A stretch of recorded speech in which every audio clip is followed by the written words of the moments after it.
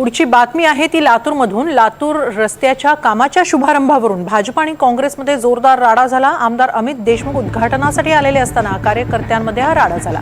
निषेधाचे फलक घेऊन भाजपचे कार्यकर्ते उद्घाटनास्थळी पोहोचले होते।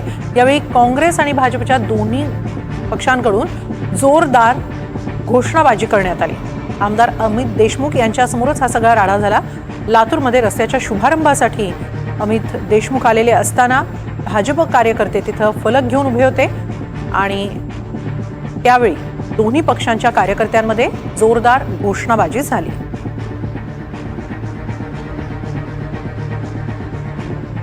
लातूरमध्ये रस्त्याच्या कामावरून हा राडा झालेला आहे। भाजप आणि काँग्रेसचे कार्यकर्ते आमने सामने आले।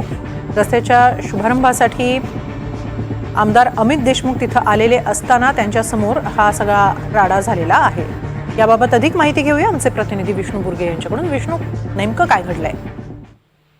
खरं तर हिमालय लातूर जिल्ह्यामध्ये, लातूर शहरामध्ये अनेक ठिकाणी जे आहे ते उद्घाटन झालेले आहेत रस्ते कामाचे। आणि रस्ते कामाचे उद्घाटन ज्या ठिकाणी आज होत होतं त्याच ठिकाणी भाजपचे कार्यकर्ते पोहोचले। काही बॅनर त्यांच्या हातामध्ये होते आणि त्यांनी घोषणाबाजी करायला सुरुवात केली।